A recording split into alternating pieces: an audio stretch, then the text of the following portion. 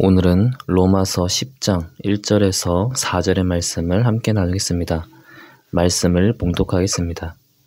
형제자매 여러분, 내 마음의 간절한 소원과 내 동족을 위하여 하나님께 드리는 내 기도의 내용은 그들이 구원을 얻는 일입니다. 나는 증언합니다. 그들은 하나님을 섬기는데 열성이 있습니다. 그러나 그 열성은 올바른 지식에서 생긴 것이 아닙니다.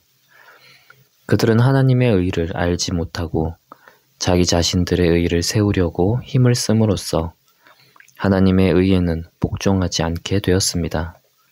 그러므로 그리스도는 율법의 끝마침이 되셔서 모든 믿는 사람에게 의가 되어 주셨습니다. 아멘. 바울은 로마서 9장에서 11장을 통해 유대인들의 불신이라는 문제에 대해서 다루고 있습니다. 로마서 9장 서두에서는 이스라엘을 향한 바울의 애타는 심정을 전달했습니다. 그러나 구원에 있어서 하나님의 주권을 강조하는 내용이 9장에 주로 있었습니다. 이제 로마서 10장으로 넘어오면서 인간의 마땅한 반응에 대해서 바울은 전하고 있습니다.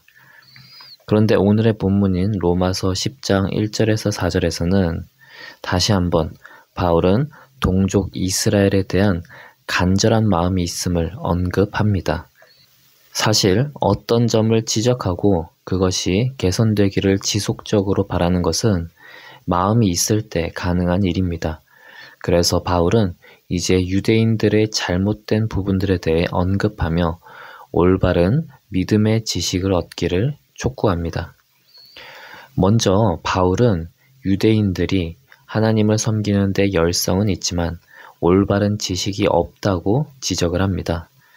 사실 바울은 누구보다 그와 관련해서 잘 아는 사람입니다. 왜냐하면 바울 자신이 그런 사람이었기 때문입니다.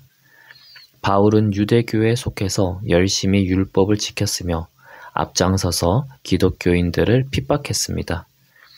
바울만큼 열성이 있는 사람도 없었을 정도입니다.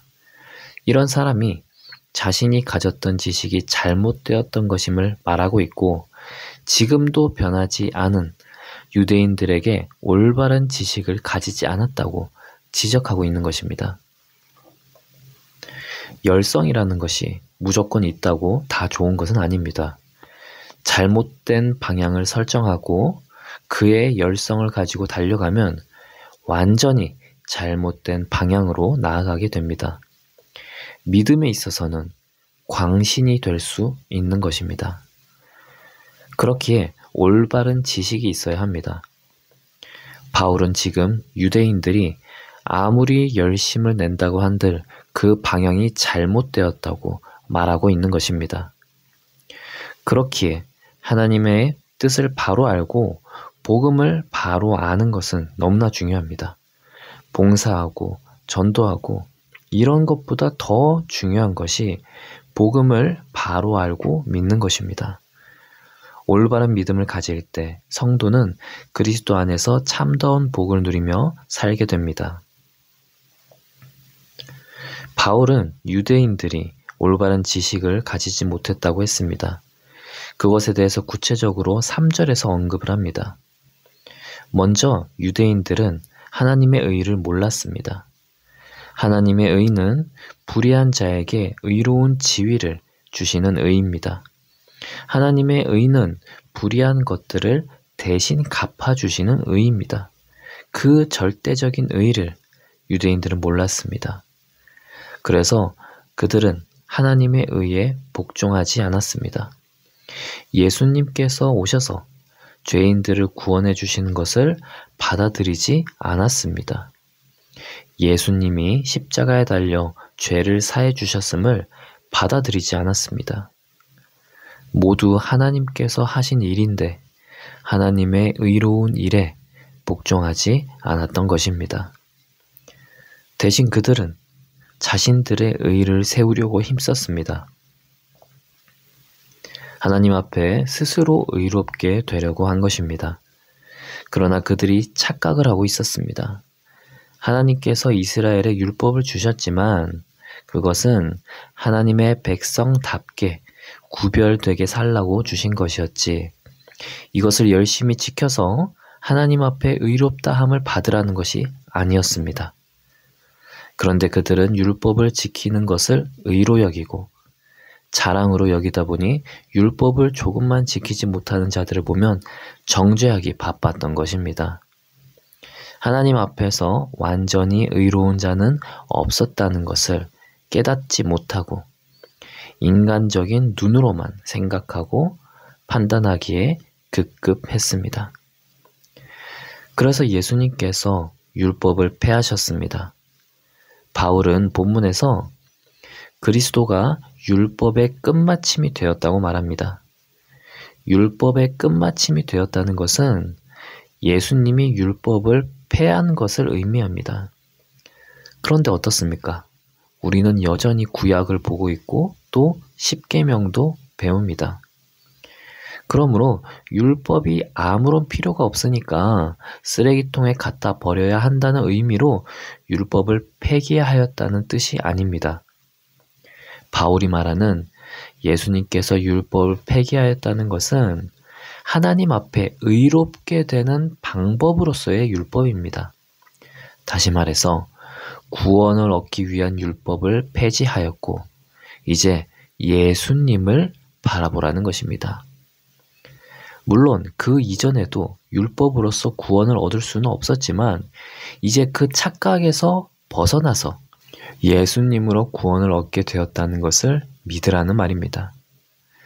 그러므로 율법이 폐기되었다고 마음대로 죄를 지을 수 있다고 주장해서는 안 됩니다. 그리고 다른 율법도 아무런 소용이 없고 그저 사랑만 하면 된다고 주장해서도 안 됩니다. 예수님께서는 구원을 얻기 위한 율법을 폐기한 것이고 여전히 하나님의 자녀로서 하나님의 백성으로서 거룩한 삶을 살아가기 위해서 율법은 지금도 귀한 가르침을 주고 있습니다. 그러므로 이제는 의롭게 되고자 한다면 예수님을 믿는 자가 되어야 합니다. 바울은 이와 같이 유대인들이 가진 믿음의 착각을 지적하고 예수님을 따라야 함을 제시했습니다. 우리도 율법과 예수님의 십자가의 상관관계를 잘 알아야 하겠습니다.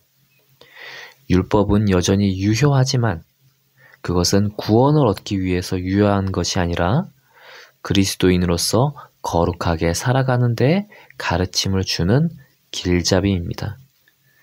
우리는 예수님을 믿을 때 하나님의 자녀가 됨으로 구원받은 자가 됩니다. 이 상관관계를 혼동해서는 안 되겠습니다. 기도하겠습니다. 하나님 아버지, 유대인들은 율법을 혼동했습니다. 우리도 율법에 대해서 혼동할 수 있습니다. 그러나 이제 하나님께서는 예수님을 보내셔서 더 이상 혼동하지 말라고 하셨습니다.